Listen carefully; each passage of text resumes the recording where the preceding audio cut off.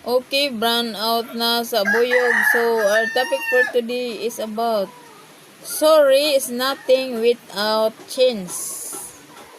So, biblical reference. Spot on the Bible. Number 1. True repentance and bold change. Matthew 3 verse 8. Bear fruit worthy of repentance. Number 2. God wants action and just words. According to James 2 verse 17. Faith without works is dead. 3. Example. Prodigal son, sorry, and changed life. According to Luke chapter 15 verse 18 to 20. Want to dive deeper into biblical